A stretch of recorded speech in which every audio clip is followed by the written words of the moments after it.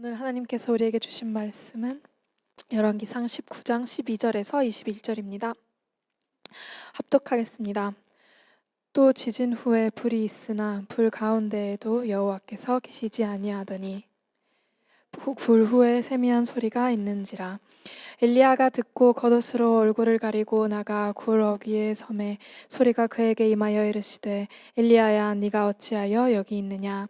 그가 대답하되 내가 만군의 하나님 여호와께 열심히 유별하오니 이는 이스라엘 자손이 주의 언약을 버리고 주의 제단을 헐며 칼로 주의 선지자들을 죽였으며 오직 나만 남았거늘 그들이 내 생명을 찾아 빼앗으러 하나이다. 여호와께서 그에게 이르시되 너는 내 길을 돌이켜 광야를 통하여 다셈에게 가서 이르거든 하사엘에게 기름을 부어 아람의 왕이 되게 하고 너는 또 님시의 아들 예후에게 기름을 부어 이스라엘의 왕이 되게 하고 또 아벨므올라 사밧의 아들 엘리사에게 기름을 부어 너를 대신하여 선지자가 되게 하라. 하사엘의 칼을 피하는 자를 예후가 죽일 것이요 예후의 칼을 피하는 자를 엘리사가 죽이리라. 그러나 내가 이스라엘 가운데에 7,000명을 넘기리니 다 바알에게 무릎을 꿇지 아니하고 다 바알에게 입맞추지 아니한 자니라.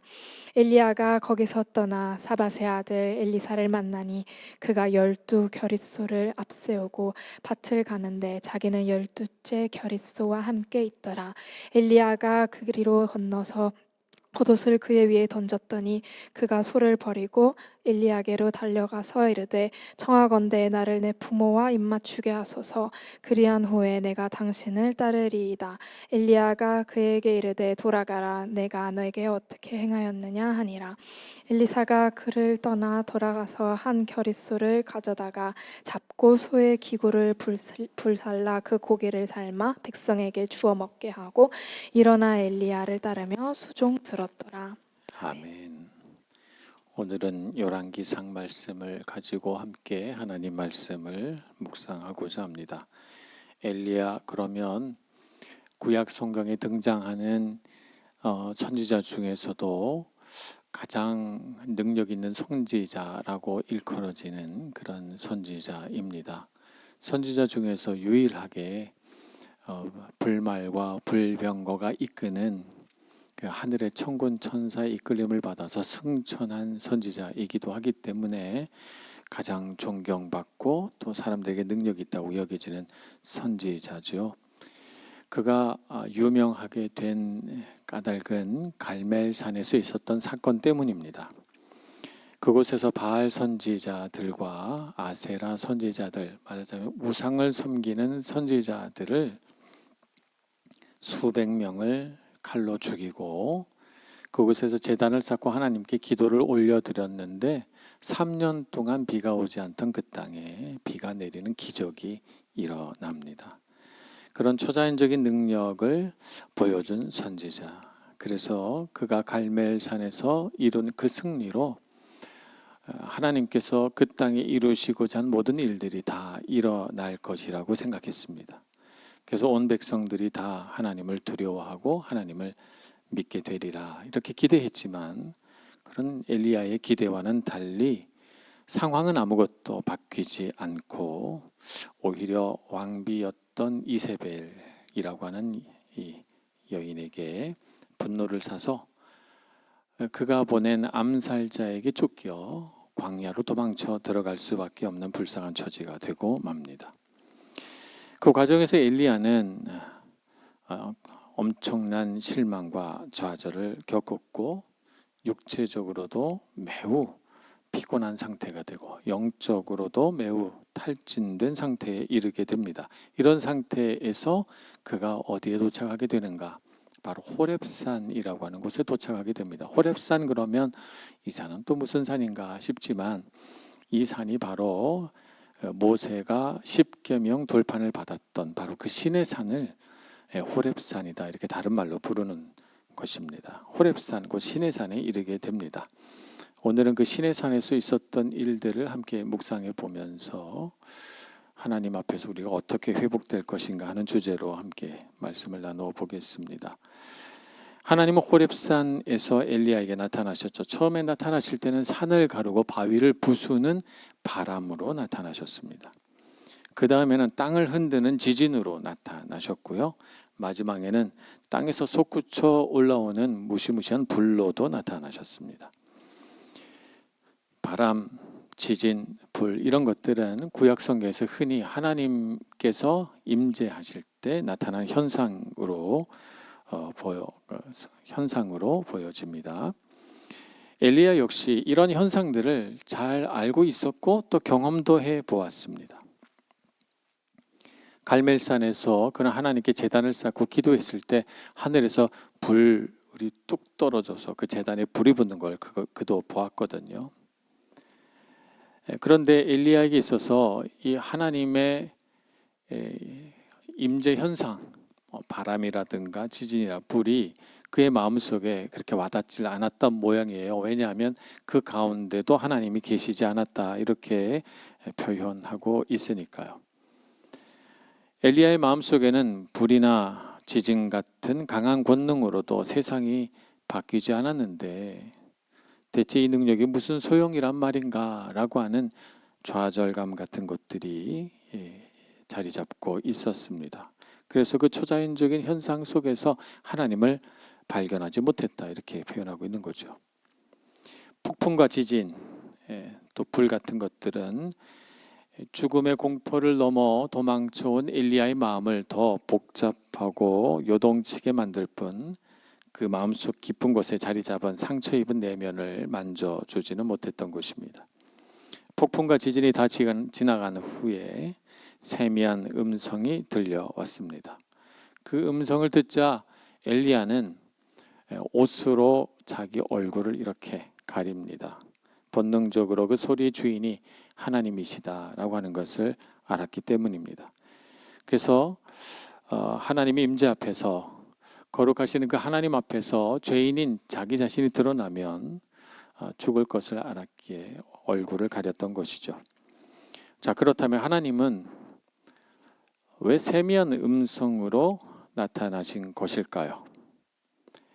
말씀드린 것처럼 큰 능력, 큰 소리에 지쳐버린 엘리야에게 하나님은 그의 내면의 상처를 어루만지시기 위해서 조용한 목소리로 다가오신 것이죠. 그래서 영적으로 흐트러져 버린 엘리야의 마음을 작은 소리에 귀를 기울이게 만드심으로 그에게 있는 영적인 집중력을 끌어올리시기 시작합니다. 세상의 요란한 소리, 세상에 출렁거리는 여러 사건들 앞에서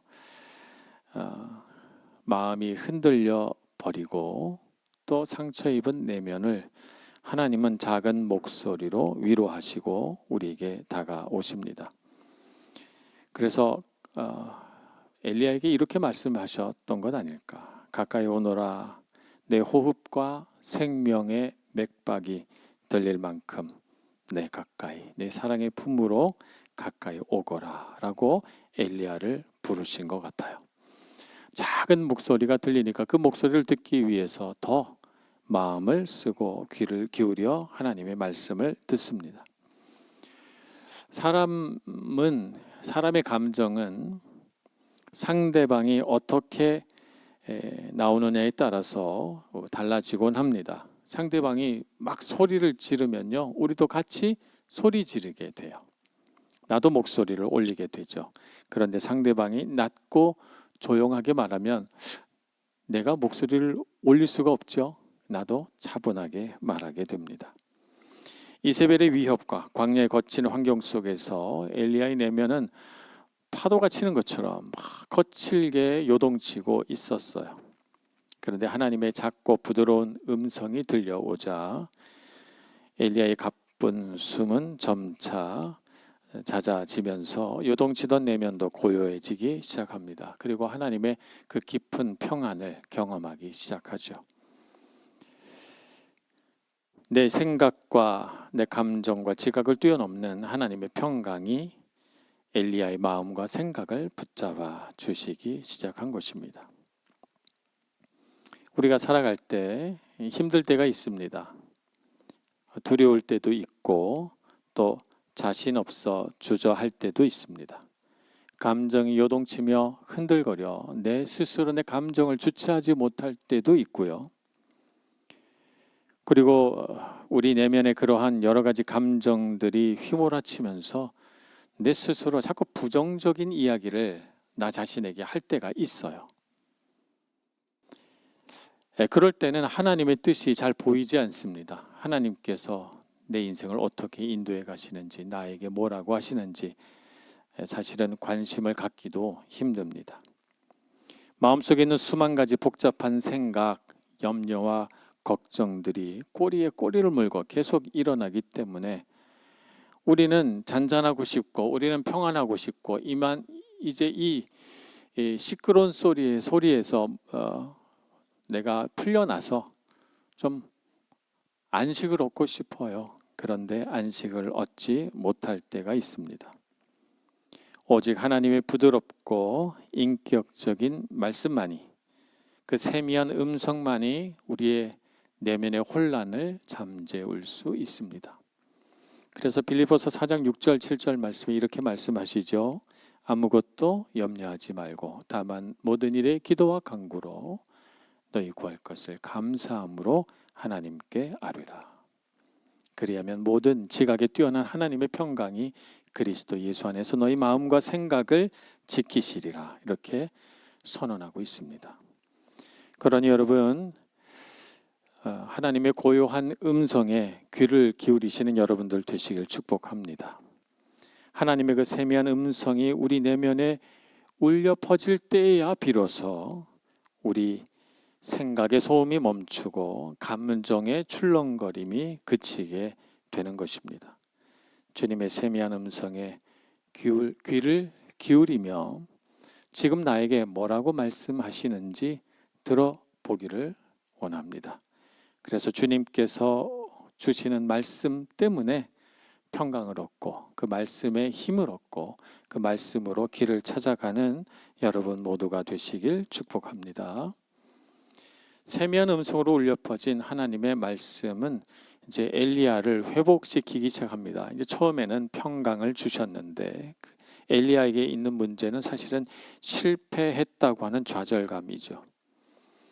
14절에 엘리야가 말한 것처럼 내가 만군의 하나님 여호와께 열심히 유별하오니라고 되어 있으니까 엘리야는 굉장히 열심히 많은 사람이에요. 그런데 이 자기 열심이 실패한 것이죠. 갈멜산의 승리라는 자기 방식의 성공이 좌절된 거예요. 그래서 그는 어떻게 생각했냐면 하나님께서도 실패했다고 생각했어요. 그것이 그의 마음속에 더 깊은 좌절감을 주죠.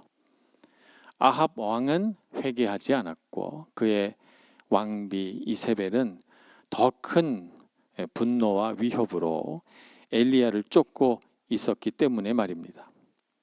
그런데 이제 하나님의 그 세미한 음성 속에서 역사의 주권이 사람에게 있지 않고 하나님 손에 있음을 깨닫게 됩니다. 하나님의 엘리야에게 이렇게 명령하십니다. 하사엘에게 기름을 부어서 아람의 왕이 되게 하고, 아람은 오늘날의 시리아입니다. 오늘날 이스라엘 북쪽의 레바논 위에 시리아 이렇게 있죠. 예전에는 그 레바논과 시리아를 다 합쳐가지고 아람이라고 불렀어요. 하사엘에게 기름을 부어서 아람의 왕이 되게 하고 예후에게 기름을 부어서 북이스라엘 이 나라의 왕이 되게 하라 이렇게 말씀합니다. 하나님께서 역사를 바꾸시겠다는 말씀입니다. 아합 왕이 아무리 완악해도 이세벨이 아무리 무서운 힘으로 위협하고 날뛰어도 하나님의 계획은 단 하나도 틀어지지 않았다 하는 것을 지금 엘리야에게 보여주십니다. 악인은 반드시 심판을 받을 것이고 하나님의 나라는 분명히 완성되어 갈 것이라고 지금 엘리야에게 말씀하고 있는 것입니다. 그래서 우리는 우리의 삶을 바라볼 때 이런 엘리야가 경험했던 그 믿음의 경험을 바탕으로 바라보아야 합니다. 우리가 처한 상황이 아무리 나빠 보여도 보이지 않는 곳에서 역사를 움직여 가시는 하나님의 계획은 여전히 신실하게 작동하고 있다는 사실을 우리는 분명하게 믿어야 되겠습니다. 그러니 여러분 실망하지 마시기 바랍니다. 우리 삶에 실패할 일들이 있죠. 어려운 일들이 있으면 도전하기도 하고 실패하기도 합니다. 나는 실패할 수 있지만 나와 함께 하신 하나님은 실패가 없으십니다. 여러분이 실패했을 때 꼭 그 말을 우리 영혼에게, 우리 영에게 들려주셔야 합니다. 나는 실패했으나 하나님은 실패하지 않는다 라고 말입니다. 사람이 세운 나라는 반드시 언젠가는 무너집니다. 그러나 하나님께서 세우신 하나님의 나라는 결코 무너지지 않습니다. 그러니까 우리는 어떻게 살아야 되는가? 우리는 사람의 편에 서지 말아야 합니다. 사람의 생각에 기대어 살지 말고 사람의 방법을 사용해서 살지 말아야 합니다. 우리는 하나님 편에 서야 합니다. 하나님의 뜻이 무엇인지 물어야 하고 하나님의 방법을 구하면서 살아가야 합니다. 그래야만 우리의 삶에 승리가 있습니다. 하나님은 하나님의 뜻을 이루어가는 비밀한 방법을 엘리야에게 가르쳐 주시고 하나님께서 얼마든지 그 일을 다른 사람에게 맡기실 수 있는데 이 실패와 좌절감에 빠져있는 엘리야에게 네가 할 일이 이것이다. 하사엘에게 기름을 붓고 예후에게 기름을 부어라. 이렇게 말씀하십니다. 하나님께서 엘리야를, 이 실패감에 빠져있는 엘리야를 동력자로 불러주시는 것이죠. 너희 열심은 이제 끝났다 생각할지 몰라도 나의 열심은 이제부터 시작이다. 그러니 엘리야야, 나와 함께 가자. 그 지친 어깨를 하나님께서 끌어올리시며 초대하고 있으신 것입니다. 지쳐 쓰러진 엘리야를 이제 넌 쓸모없구나 라고 말씀하지 않으시고 그 하나님의 위대한 계획을 들려주시면서 비전을 가지라고, 눈을 높이 뜨라고, 이제 일어서라고 그에게 말씀하고 있는 것이죠.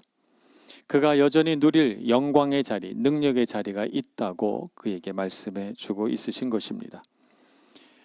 우리는 그 엘리야에게 행하신 하나님의 모습이 곧 나에게 행하시는 하나님의 모습임을 깨달아야 되겠습니다. 그래서 우리도 하나님께서 우리를 초대하고 부르실 때 그 부르심에 응할 수 있는 사람이 되어야 될 것입니다. 하나님의 거룩한 동력자로 서고 하나님께서 원하시는 일들을 함으로써 승리를 경험할 때, 그럴 때 우리의 삶에도 엘리야와 같은 능력이 발휘될 것이라고 믿습니다. 창세기 28장에 보면 실패감에 젖은 야곱이 형과 아버지로부터 피하여 하란 땅으로 도망을 가다가 베델에서 하룻밤을 묵게 됩니다. 그곳에서 집도 짓지 못하고 돌을 베개 삼아서 겉옷을 이불 삼아서 하늘의 별을 바라보며 노숙을 하던 그날 밤 하나님은 이 야곱에게 나타납니다. 야곱에게 나타나셔서 뭐라고 말씀하십니까? 내가 너와 함께 있어 내가 어디로 가든지 너를 지키며 너를 이끌어 이 땅으로 돌아오게 할지라. 내가 내게 허락한 것을 다 이루기까지 너를 떠나지 아니하리라. 우리가 어떤 삶을 살았는가, 우리가 실패했는가, 성공했는가에 중요하지 않습니다. 하나님을 신뢰하고 하나님을 붙들고 사는 사람에게 하나님께서 언제나 들려주시는 말씀은 내가 너와 함께하며 내 뜻을 다 이루기까지 너를 떠나지 아니하리라 말씀하신다는 것입니다. 우린 지구를 반바퀴 돌아서 이태리 땅에 왔습니다. 많은 것들이 낯설고 모든 것이 도전입니다. 그러나 우리가 이 도전을 쉬지 않고 계속해 나가며 실패해도 포기하지 않을 이유가 있습니다. 왜 그렇습니까? 하나님이 우리와 함께 하시기 때문입니다. 내가 어디로 가든지 내가 무엇을 하든지 하나님은 나와 함께 하시며 나를 지켜 주실 것입니다. 그러니 여러분 실패했다고 주저앉지 마시기 바랍니다. 하나님께 기도하시고 그 강한 손을 꼭 붙들고 일어서시는 여러분들 되시길 축복합니다. 마지막으로 다룰 것은 이제 나 혼자밖에 없습니다 라고 하는 엘리야의 고립감에서 오는 지친 마음을 하나님께서 어떻게 해결하실까입니다. 제일 먼저 하나님께서 말씀하신 것은 아직 7,000명이 남아있다라고 하는 사실입니다. 엘리야는 자기 혼자 남은 줄 알았어요. 하나님을 섬길 줄 알고 하나님을 경외하는 사람은 저밖에 없습니다 라고 하는 것이 엘리야의 고립감이고 이 고립감에서부터 나는 혼자야 라고 하는 이 탄식이 흘러나온 것이거든요. 그런데 하나님이 그렇지 않다고 말씀합니다. 그러면서 7천 명의 하나님을 경외하는 사람들이 남아 있었을 뿐만 아니라 그에게 엘리사라고 하는 귀한 동력자를 주시겠다고 말씀합니다. 그래서 그에게 가서 기름을 부어 엘리야의 사역을 이어받게 하라라고 말씀하시죠. 엘리야가 호렙산에서 내려와서 하나님께서 말씀하신 곳에 갔더니 과연 엘리사라고 하는 사람이 있는데 이 사람이 12겨릿소를 앞세우고 농사를 짓고 있습니다. 한 겨리가 소 2마리거든요. 12겨리 그러면 24마리의 소를 말하는 것입니다. 도대체 밭이 얼마나 크고 넓길래 24마리 소를 끌고 밭을 갈고 있단 말입니까? 엄청나게 부유한 능력 있는 농부입니다. 엘리사는 말이죠. 그 엘리사에게 농사 잘 짓고 있는 엘리사에게 다가가 자신의 겉옷을 던집니다. 선지자의 겉옷은 단순히 의복일 뿐만 아니라 하나님께서 주신 선지자로서의 권위, 선지자로서의 신분을 의미하는 그런 상징이죠. 게다가 엘리야의 겉옷은 역사적으로 여러 선지자들이 등장했습니다만 그 모든 선지자 중에 가장 특별한 겉옷이었어요. 그의 겉옷은 가죽으로 된 겉옷이었습니다. 짐승 가죽으로 쭉 이어서 짜서 위에서부터 아래까지 다 가죽으로 된 겉옷을 입고 있었죠.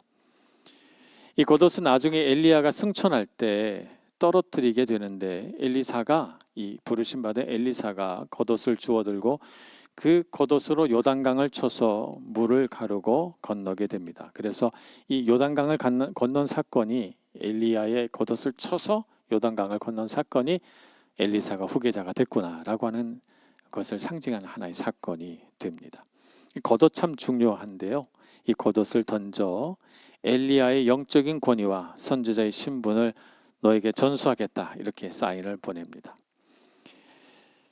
그래서 엘리사는 그 의미를 바로 알아듣고 24마리나 되는 소를 거느리고 농사를 짓던 부유한 농부, 아무것도 부러울 것이 없었던 엘리사는 이 농부에게 생업의 수단이자 전 재산이나 다름없는 소를 잡고 기구를 불살라 엘리사에게 보여줍니다. 나는 다시 예전의 삶으로 돌아가지 않겠습니다 라고 하는 것을 말이죠. 부모에게 입 맞추고 소를 잡아 이웃을 대접함으로써 가족과 이웃들에게 자신이 하나님의 선지자로 부르심 받았음을 공식적으로 선포하고 그리고 돌아가지 않겠다는 의지를 분명하게 밝힙니다. 인간적으로 본다면 엘리야라고 하는 이 사람은 엘리사를 부른 이 선지자는 이세벨 왕비에게 쫓기는 도망자 신세이기 때문에 이 사람을 따른다는 것은 고생길이자 어쩌면 죽음의 길일 수도 있는데 엘리사는 그것을 어떻게 받아들이는가? 소를 잡고 마을 사람들을 불러서 잔치를 함으로써 그걸 기쁨으로 받아들입니다. 엘리야에게 하나님은 이렇게 귀한 믿음의 사람이 있다는 것을, 순종의 마음을 가진 사람이 있다는 것을 보여주십니다. 그가 외롭지 않게 말입니다. 이런 귀한 사람들이 세상에 얼마든지 있단다. 엘리야야, 너는 혼자가 아니다 라고 말씀하시며 위로하십니다. 사람에게 닫힌 엘리야의 마음을 하나님은 엘리사라는 사람을 통해서 치유하시는 것이죠. 사람에게 상처 입은 사람들을 종종 봅니다. 다시는 사람을 믿지 않겠다. 예배는 드리지만 사람과 사귀고는 싶지 않다. 이런 이야기를 들은 적도 있습니다. 엘리야를 낙심하게 한 것은 이세벨과 신앙을 버린 이스라엘 백성들이라는 사람들이었습니다. 사람에게 상처받고 실망한 엘리야를 위해서 하나님은 신실한 엘리사를 준비하셔서 그를 위로하셨던 것입니다. 나를 무너뜨린 사람 뒤에는 나를 살리고 함께 울어줄 사람이 기다리고 있습니다. 사람에게 상처받은 것은 사람을 통해 회복되어야만 합니다. 그러니 여러분, 이 땅에 오셔서 우리 청년부 안에서 사람을 통해 하나님을 경험하시고 위로받으시는 여러분들 되시길 축복합니다. 신실한 믿음의 사람들을 통해서 치유하시고 회복시켜 주시는 은혜를 우리 믿음의 공동체 안에서 누리시고, 그래서 여러분 상처 입은 채로 살지 마시고 상처를 극복한 사람으로 능력 있게 살아가는 여러분 모두가 되시길 축복합니다. 기도하겠습니다. 자비하신 하나님, 인생의 어려움들을 넘고 또 넘다가 지치고 낙심한 마음이 들어 우리도 엘리야처럼 하나님 앞에 쓰러질 때가 있습니다. 하나님, 우리 기도에 귀 기울여 주시옵소서. 세밀한 음성으로 말씀하여 주시고 우리에게 아직 소망이 있음을 일러 주셔서 다시금 일어나 하나님 뜻대로 살아갈 용기와 힘을 얻게 해 주옵소서. 인생에 다가온 어떤 실패에도 굴하지 않게 해주시고 우리를 위로하시고 붙들어 주시며 치유하시고 회복하시는 하나님의 놀라운 은혜를 힘입고 살게 하여 주옵소서. 예수님의 이름으로 기도합니다. 아멘.